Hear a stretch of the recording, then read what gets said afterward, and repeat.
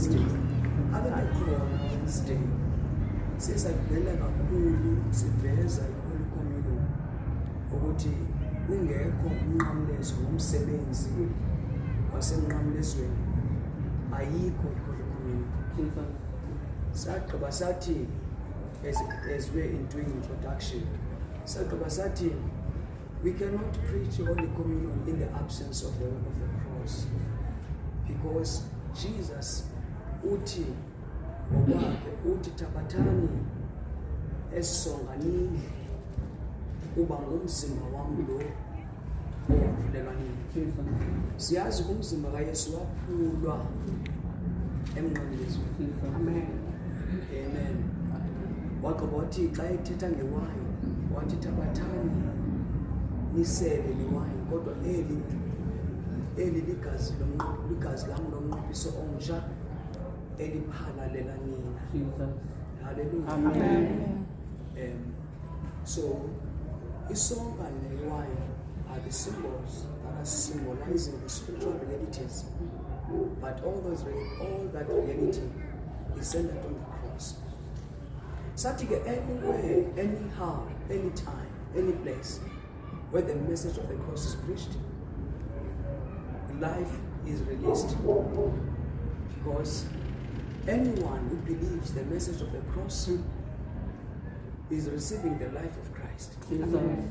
Hallelujah. Amen. When a person responded to the message of the cross, esithi Jesu ndabamkela ngene empilweni yami, he is accepting the life of Jesus. Amen. Hallelujah. As you also giving your life to him, hallelujah. Amen. You are accepting his life. It is his life that gives any man transformation. It is bobubomi bukaYesu esibamkelayo obutshintsha inhliziyo yomuntu. Amen. Obutshintsha even the environment. Ngoba uYesu usihlangana naye bakithi inhliziyo zethu zimnyama. Inhliziyo zethu zimbi kabi. Amen. Akekho umuntu ohlangana noYesu elilungisa. Amen. Noba ukhule noba uzalwa ngumfundisi. Amen. Akekho. Jesus. Uba ulilungisa ngobuntu obulungisa bamkelekanga Thixo. Amen. Amen. Yilonto sisithi sujonga kuwe uthi mina azange ndabulala umuntu. Abantu abafanele uyo babamkela uYesu nabo. Emehlweni kaThixo noba zange wabulala umuntu. Kodwa uba ukholwa kuYesu. Amen. Zange bamkela uYesu as the Lord and Savior of your life. You are a sinner. Amen. That is clear in the scriptures. Amen. You graduate ke cela nenya tata. Amen. Utana ngwana ke ebesenza theology. Graduate so graduate must yeah, graduate next week. Jesus. Amen. Jesus. So ndithetha ke kukhona umuntu oyigraduate in theology lapha phakathi kwethu tata ngwana. Amen. Uzawuthi xa ndithethe ecaleni. Hallelujah. Amen. Oh, eko kanene eko idiploma kanye degree eko. I-degree. I-degree. Eba nyabona.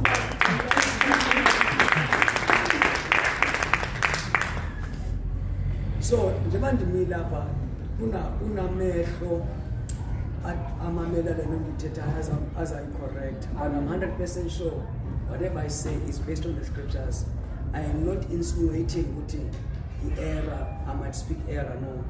I did my research and I prayed, and this has been preached to me for several times, and I have a revelation of this. I speak it with confidence. So when you receive the life of Christ, it is where a person receives transformation. I'm wrapping this, I'm trying to put an emphasis. Kuyenzeka bakithi enkonzweni kugcwala abantu kanjani bamamkele Yesu. Amen. Bacule nje basicule. Amen. Banikele nje basinikele. Sibathathe sibafake esikhundleni. Kanti umuntu uzange wamamkele uJesu. Amen. Hallelujah. Amen. Akanayo impilo kaKristu inside of you. Jesus. We don't want to make that mistake here. Jesus. Apha kwebandla singa wonke umuntu ongena phazi uthi ukungena ngalamnyango akabangeni likhona umnyango afanele ungena kuwo. Jesus. Lo umnyango ongena kule ntende. Amen. Ayisho baxa ngene kulo mnyango wale ntende ungenile kumnyango wezulu. Amen. Sifuna itsho lento ecacileyo bazalwane. Amen. Sifuna itsho lento ecacileyo. Amen. So when the gospel is preached, we are preaching the power of God that is changing lives. So onke apha nje basenzile sangena sixhakaxhaka. Amen. Mna andiyazi abanye, mna ndangena ndixhakaxhaka ngoba ndana 18 years. That is why ndikunzima kumungqitha umoya. Amen. It's very difficult for me to just pass a sinner ndingathethi naso. Ngoba ndiyazi ukuthi ikhambi neyeza lokunceda lamoni yilento ndinayo. Amen. Amen. Hallelujah. Amen. So Saturday, the gospel is the power of God to transform the life. Saturday, the gospel, which is the life of Jesus Christ, is the one that transforms lives, that transforms the heart and the conditions zobomi bethu. Omngena uKristu imeko yakhe yempilo imbi kabi. Angene hluphekile kumnyama. Angene botshiwe. Angene botshiwe phangela kodwa ngabi nalutho. Amen. Kodwa phangela. Amen. Uyavuka ekseni ayophangela kodwa imali akayiboni. Ubotshiwe. Amen. Afika uKristu with his life. Amen. Afika change izinto. Amen. Lo muntu athi hey man, ndineminyaka eyi-20 ndiphangelela lo mzi le company kodwa bengingenalutho. Bengingakwazi ukuthenga nesihlangu kodwa ndaphangela. Kodwa namhlanje imali yami ndiyayibona. Amen. Xa ifika uyesu empilweni yomuntu utshintsha i-character yomuntu inside and out. Arogaba change the conditions umuntu aphila phansi kwazo. Amen. Sathi ke, when we talk about the cross, we talk about, when you talk about the life, the Lord's Supper or Holy Communion, we say Holy Communion is representing the greatest expression of God's love for humanity. So, Holy Communion is based on the cross, and that cross is the expression of the love of God. When Jesus said, when uThixo uthanda kwakhe ihlabathi ude wancama unyana wakhe ekuphela kwamzeleyo, uthi bonke abakholwayo bangajabalali kodwa babe nobomi ngaphakathi. Wayitsho lo nto uJesu enxiba impahla njengami ethetha nabantu, kodwa intsingiselo yala verse ivela xa ejinga, ngoba xa ejinga phaya kulapha avela khona engumnikelo, kulapha avela khona eyi-sacrifice, kulapha avela khona eyilembo. Icace ke ngokula verse ithi wenjenje uThixo kulithanda ngoba uwanikela uyajinga emnqamlezweni. So Holy Communion is only have a meaning when the cross is preached, because Holy Communion is centered on the message of the cross. And so in Holy Communion, or Holy Communion reveals the grace, the mercy, and the love of God, and the compassion of God. Hallelujah. Amen. The Holy Communion. Because it is where we see the grace, where we see the mercy of God. Hallelujah. Amen. But it is the meaning. It is the meaning of what the Lord has done in our lives. Amen. It is the meaning of what Jesus has done on the cross. Hallelujah. Amen. There are threefold meanings of the cross. So the first one is the Lord's Supper, Holy Communion has got threefold meanings. So the first meaning is the memorial of Jesus' death on the cross. Meaning, when we talk or when we sit and dine with the Lord on the Holy Communion, we are remembering the death of Christ on the cross. So there's a second one. We are also reflecting on the present relationship of our present relationship with the Lord. Xa sihleli sisidla isidlo, sireflecta on how do we relate with Jesus today. Ngoba uthando nendlela esimphilela ngayo kanye relationship yethu noKristu, it has to be on the present tense, not on the past tense. Senza umzekelo. Sathi abantu ababini abatshatileyo bethatha ngothando, i-relationship yabo iba sound and vibrant, iba healthy, and it is full of life when it is present. Ukuba unkosikazi wami xa ndithetha ngayo ngokusitshatileyo sikwi-relationship yomtshato, ndithethe ngomthanda, ndithi ndandimthanda. Uyayiva loo nto? Sitshatile sihleli kunye apheka ndidle, ndimnika imali okanye yonke siyenza emtshatweni, kodwa xa ndisithi ndandimthanda, utsho ukuthi today uthando lwam ne-relationship yethu inako ukufa, ngoba sithetha ngayo on the past tense. Injalo nakuKristu. Xa simthanda, masimthande today. Masimthande today. Xa simthanda, simkhonza ngempilo yethu, mayenzeke loo nto today. It must be on the present tense, not on the past tense. Sathi ke xa sithetha, sathi yiloo nto akhalayo esithi kwibandla lase-Efese kwi-Revelations, athi ndinendawo ngakuwe ngoba ulishiyile uthando lwakho lokuqala, which means i-relationship kaYesu nelibandla ngalamzuzu seyintengentenge. Kwelinye uthi you are lukewarm, udigidigi, which means he's speaking to the nature, to the state of the relationship. Udigidigi, awubandi, awushushu, udigidigi. Be careful ngoba nizawuhlanza. Wayethetha nge-relationship. So xa sihleli naye sisidla isidlo, Holy Communion, kulapho kuvavanya khona uthando lwethu ne-relationship yethu naye.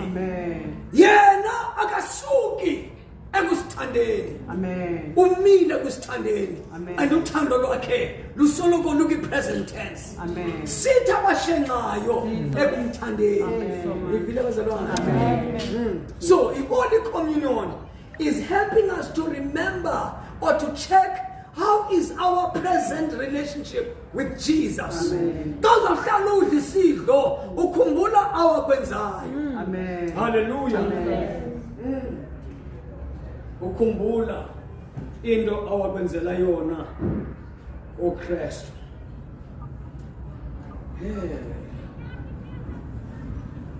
Sathi ke,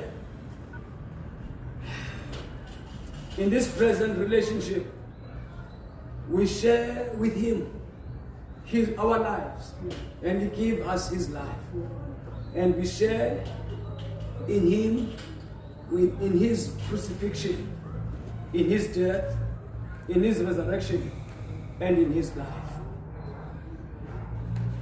Sathi ke namhlanje sizawuthetha the third meaning of the Holy Communion. The third meaning is Holy Communion reminds us of Jesus' return. The Holy Communion is isikhumbuza ngokubuya kwakhe. Cela nje ufunda ukuphethe iBhayibhile esiXhosa, funda verse 23 to 26. Athi ngizabeka kulokhu verse 26. NgesiXhosa ngizafunda ngesiNgesi. For I received from the Lord that which I also delivered to you, that the Lord, on the same night in which he was betrayed, took bread, and when he had given thanks, he broke it and said, "Take it. This is my body which is broken for you. Do this in remembrance of me." In this same manner, he also took the cup after supper, saying, This cup is the new covenant in my blood. This do as often as you drink it in remembrance of me." Which there is power in remembrance. Sichilo yesterday. Verse 26, even say to on this third meaning, we are being reminded of Jesus' return. For as often as you eat this bread and drink this cup, you proclaim the Lord's death till he comes. Till he comes back, till he returns. So the third meaning of the Lord's Supper, we are being reminded of the return of Jesus Christ. Let's close verse 26, please. Papa said, according to 1 Corinthians chapter 11, verse 26, please. Let's close. Verse 26. Kuba ngamaxesha onke enisukuba nisidla esosonga niyisele londele niyakwazisa ukufa kwenkosi ide ifike. Thank you. Niyakwazisa ukufa kwenkosi ide ifike. Umthendeleko, Father, bless your word. We thank you in Jesus' name. Amen. Amen. Umthendeleko, xa sihleli emthendelekweni, asikhumbuli kufa kwakhe kuphela. Sikhumbula nokubuya kwakhe. Umthendeleko is helping us is reminding us of his return. Abafundi bakaYesu in the book of Acts, they were very powerful. They were preaching the cross, but in their message of the cross, they will never omit the coming back of the Lord. Babeshumela umnqamlezo nokubuya kukaJesu. And yayi agency leyo. uPeter xa ethetha wayesitsho athi mina namthathayo namxhoma nambulala njengezange. Kanti uThixo unyule yena. UPeter isihlwele sigcwele. Kanti uThixo unyule yena ukuba bonke abantu ngaye basindiswe. Hallelujah. Athi egqibothetha athi uyabuya uza namafu. Uthi uPeter ugqibashubela umnqamlezo arugqiba ajike athi uyabuya uza namafu. Aye onke amehlo ayakubona akhala abantu. Why? Because when we sit on the Lord's Supper, we are reminded of his coming back. Ilonto athi apha niyakukhumbula esisidlo nikhumbuzane nide nami ndibuye. Khayifunde kaphi nifunde mama verse 26. Verse 26. Kuba ngamaxesha onke enisukuba nisidla esosonga niyisele londele niyakwazisa ukufa kwenkosi ide ifike. Niyakwazisa ukufa kwenkosi. You will proclaim Lord's death till he comes. Hallelujah. Amen. On the cross, but don't forget that he is coming back. Hallelujah. Amen. There will be a great, whenever we participate in the Lord's Supper, we are reminded of Jesus' promise. His promise is that he is coming back to take us back home. Amen. That is his promise. There will be a great Messianic banquet, a wedding supper of celebration. Now he's talking now when Jesus Christ has come and took us back. After rapture, kuzaba khona ibanquet, kuzaba khona isidlo. Buba benivile Monday and Tuesday, Monday and Wednesday, abesifunda kuncwadi kaLuka uthi I desire to sit with you and drink this wine, but I'm not going to drink with you anytime soon here. But I'll drink and participate in the supper in my kingdom. Amen. So he's taking us to the future. Amen. Meaning ukusekhona into ezakwenzeka ekumila kunje. Okwangoku sihleli sikhumbula ukufa kwakhe na ade afike xa sesimkile kuzaba khona isidlo esikhulu apho imvana izawutshata nomakoti, a bride getting married to umakoti wakhe, which is thina. Sesithathiwe ke apho kuzawuhlalwa khona kudliwe. Amen. Hallelujah. In his kingdom. Amen. Glorious God. Amen. So yiloo nto ke kufanele sizilungiselele, kufanele sihlale siready, ngoba njengokuba sisidla esi sidlo apha emhlabeni, on the other hand siyazilungiselela, we are shaping ourselves. Amen. We are correcting the wrongs, we are correcting errors. Siyazivuselela, siyazivuthulula. Hallelujah. Uma kunethule ehleli phezu kwethu, awukwazi uhlala in the Lord's Supper unethule. Amen. Aningene kuloo ndawo. Amen. The third meaning of Lord's Supper is we are being reminded of the Lord's coming. That's the third meaning. Now on the main message of today, examining yourself, ukuzigoqa-goqa. Amen. Ngoba asikwazi uhlala etafuleni Nkosi singekho right. Jesus. Funda verse 27. Verse 27, verse 28. Verse 27. Ngoko ke osukuba esidla esosonga ayisele indebe yenkosi ngokungafanelekileyo woba netyala lomzimba negazi lenkosi. Thank you.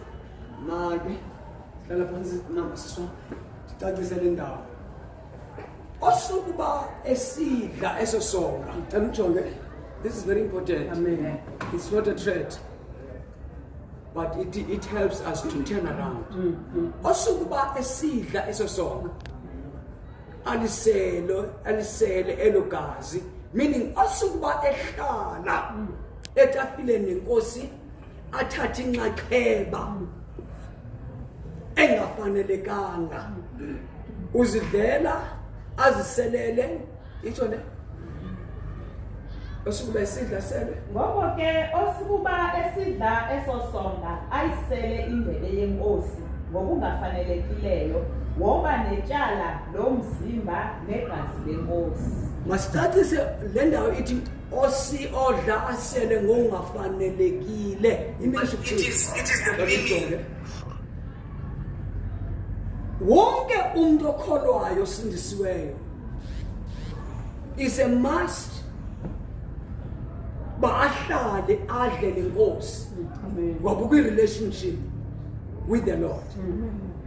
So ke mfundisi velaphi le ndaba ithi le yokuba engafanelekile, ungafaneleki ukuba uthi sazi ukuthi kunengxaki onayo in your relationship. Andiphinde. Amen. Ukungafaneleki oku ukuthi usazi ukuthi wenza izinto ezirong ezingafanele ukwenza ngomzalwane, kodwa benesibindi sozohlala etafileni. I understand ungayaziyo kuyazi, kodwa oyaziyo kodwa uhlala etafileni. Umzekelo ndithi ndisazi ukuthi ndithethisela notata umbewana saxabana asenza xolo. Amen. Amen. Thatha nje umzekelo light. Amen. Sixabene, he's my brother, I am his brother. Kodwa sathetha sasukumisana sada sabamba nonibamba apha wanisa ngedonga watheka odini watheka ndahlala phansi nami ndamthuka. Ndenza umzekelo. Amen. Umzalwane uyathuka. Ngoba ndihambe yenza loo nto ngomgqibelo ebusuku, sasa ndiyavuka ncamisa umtshana kuhlala apha anaxolo naye ehlala apha. Sithatha isonka sidle sisele siphatheka, sithatha inxaxheba singafanelekanga. Amen. Nivile bazalwane? Amen. Yes, we are born again. But now kunento engekho right. Ekufanele basilungisile. Amen. So, tell me I'm sorry. Verse 27. Ngoba ke osukuba esidla esosonga ayisele indebe yenkosi ngokungafanelekileyo woba netyala lomzimba negazi lenkosi. Yabona ukuthi thina inhliziyo yakho uhlonipha kangakanani umzimba. Amen. Nivile bazalwane? Amen. Ayabi noma ngiboniwe sonzutya. Okanye lento inami ndedwa nenkosi noSathane. Amen. Ngoba lonto ndiyenzayo noba ndiyenza ndindedwa inkosikazi amayiboni uNkulunkulu endimkhonzayo noJesu endinobuhlobo naye umoya ingcwele ukhona kulondana kuyo noSathane ukhona. Amen. So I need to check myself. Hallelujah. Amen. I need to correct my wrongs. Amen. I need to ask for forgiveness from the Lord. Amen. I need to confess every sin I have. Amen. And repent. Amen. Ayitsho ngoba ndingadli kodwa indaba enkulu ukuthi mandizilungise. Nivile bazalwane? Yeah, mandizilungise. Ndihlale etafileni ndi-right. Ukuzilungisa ke koko uba ndicabene notata wami. Phambi koba ndidle. Ndiyabaleka tata. Hayo, sikabene izolo. Noba ibinguyo orongo. Fanele ngiyocela uxolo kodwa mina ngifuna udla. Mayibe ndimoyi ndiya uba yena kafu umzekelo nguye wrong. Nguye wrong. Nivile bazalwane? Amen. Nguye wrong. Fanele uza kuma cela uxolo. Batakezi. But mina ngifuna udla etafileni. So what I have to do, I have to go to him. Ndithethe naye. Amen. Tatam, ndicela ungixolele. Ngoke wrong. Amen. Ndilungisa mna. Xolele tata. Ndikonile izolo. Amen. I don't need uba ndibe ndisithi bathini ndikonile izolo. Amen. I acted wrong. Please forgive me. Amen. Yabona? Amen. Ndiqonda ndihlale etafileni ndidle nenkosi. Nivile bazalwane? Amen. Ukuzilungisa, siyabulisa otata bangelayo. Ukuzilungisa. Hallelujah. Amen. Ukuzilungisa. Amen. Uthi ke odla engafanelekanga, ukungafaneleki. Ukuthi unebala, ulazi. Hallelujah. Unuqinilisa lento. Uthi unebala. Amen. Akuhlelisana right nomnalwane. Kodwa ngumzalwane. Amen. How so? Abantakwenu ozalwa nabo. Unomeva kubo. Amen. Kunezinto zithoyo kubo banile ngathi sithetha ngomzalwane. Hallelujah. Sizinto zolungiswa lezo. Amen. My God. Jesus. Emsebenzini abantu osebenza nabo bahlele banahle nguwe. Sizinto zolungiswa lezo. Amen. Ngosemanga ngingade ndizibale zonke. Amen. Iskeletons intoni? Iskeletons into esephokothweni. Into esiphi? Bani uyasibandile esithixo apha ephokothweni? uThixo yedwa nami noSathane.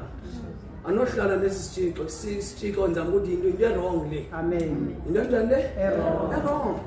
Ndiyayazi lapha ephokothweni, lapho ndiyaba khona ihlela lapha ephokothweni. Amen. Ndiyayazi ayaziwa nini? Amen. Ngoba ifihlakele. Jesus. Xa uzohlala esidweni uya eziphokothweni. Ukuvula ipokotho sikhuphe zonke.